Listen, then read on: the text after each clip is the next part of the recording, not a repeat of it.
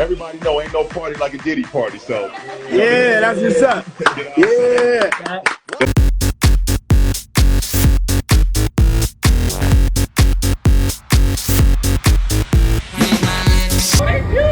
Thank you guys, I appreciate it. It was really nice meeting you. Philly in the house. I'm definitely breaking bread. I'm definitely want to go down in history.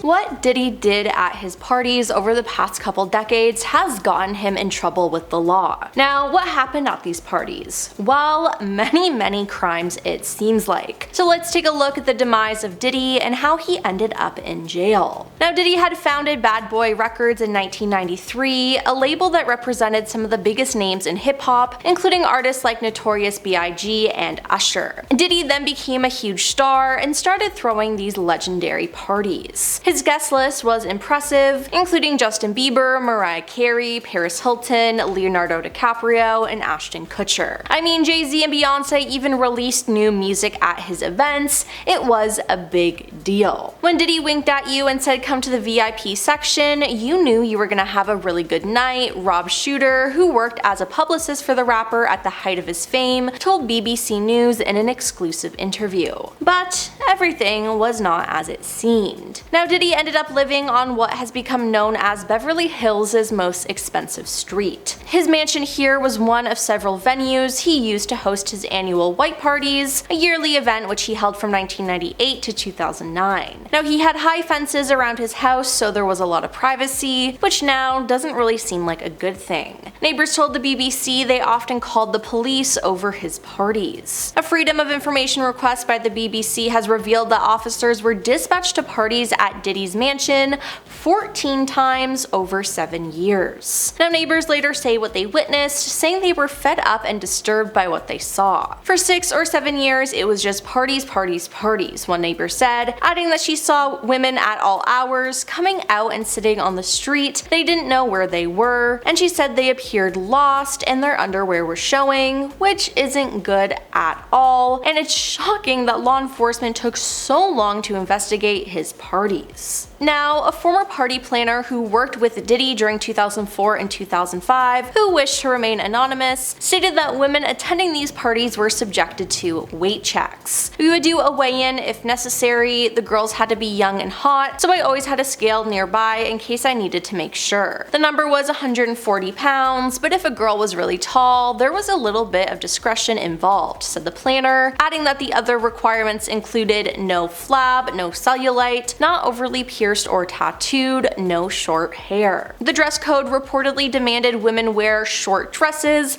with high stilettos being a non-negotiable. No pants, no jeans, no flat shoes. Every girl had to wear a party dress, preferably very short, just enough to cover her butt cheeks but no longer than mid-thigh. Cleavage showing, they said. And every single one of them had to be wearing stilettos. That one, there is no exception, high stilettos. The New York Post quoted the planner as saying. Now, it's said that on the outside the parties were normal, but once it got later into the evening and once you got into the house, things got darker, and that's where the terrible crimes happened. A source said what happened before 2 a.m. pales in comparison to what happened at 5 a.m. Now, a second source who wrangled guests for Diddy's white parties between 2006 and 2011 similarly told Us Weekly that high-profile celebs would leave around 2 or 3 a.m. because they knew the party was going to take a turn. Girls would start to lose their clothes. That was the signal for people to leave, explains the source, adding that's when the substances would come out,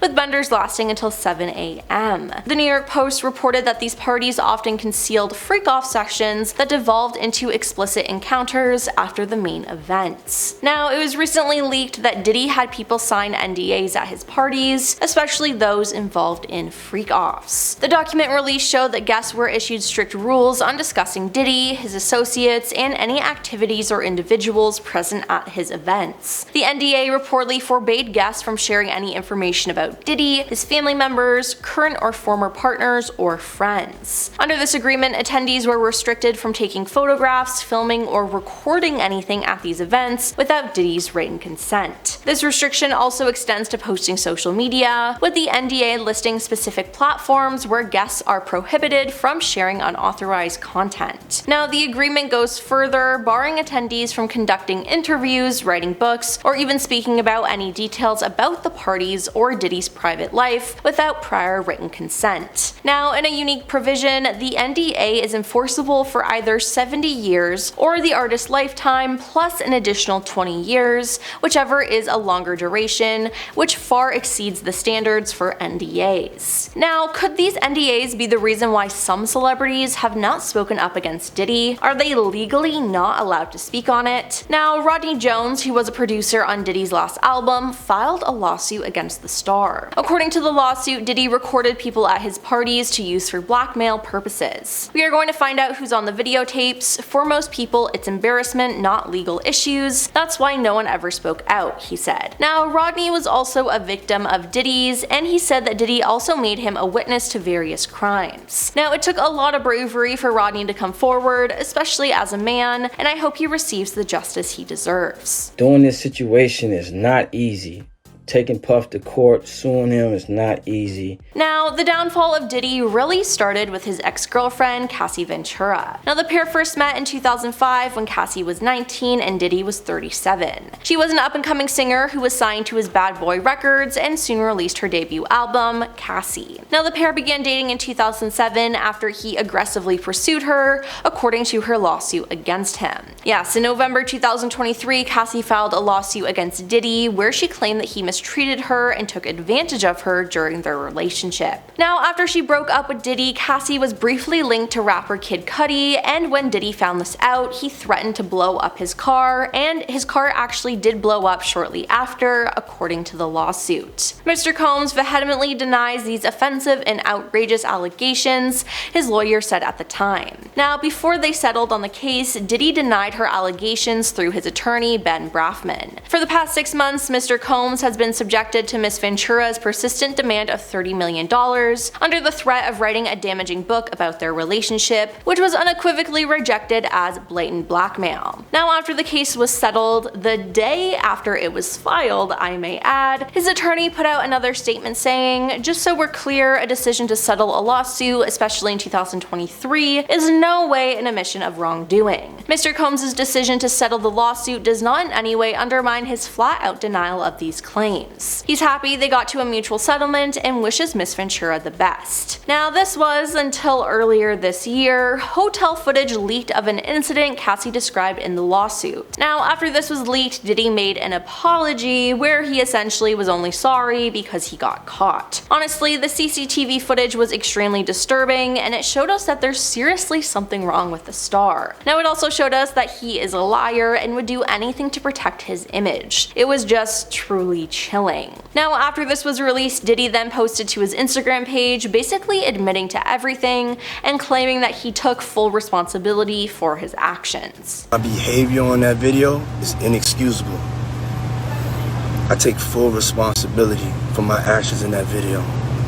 He then added that he was committed to being a better man each and every day, but again, he was pretty much only apologizing because there was proof of the incident. Before the footage was released, he was all, "Oh, she's lying," and it seems like Diddy just switches up and does whatever makes him look good. Now, thankfully, after his so-called apology, people did not believe it and were disgusted with him. They criticized Diddy for only apologizing now that the evidence has finally come out. Now, after all, it is alleged that he paid $50,000 to keep the CCTV footage from the incident. Now, the incident with Cassie really set off all the other events, and more people started filing lawsuits against him. Now, Diddy's trial is currently set for May 5th, 2025, but I'm sure we'll see even more cases against him in the near future. Well, that's all for our Diddy video for today. What do you think about this whole situation? Let us know in the comments down below, and don't forget to like and subscribe to our channel. I'm your host, Emily, and we'll see you next time. Peace.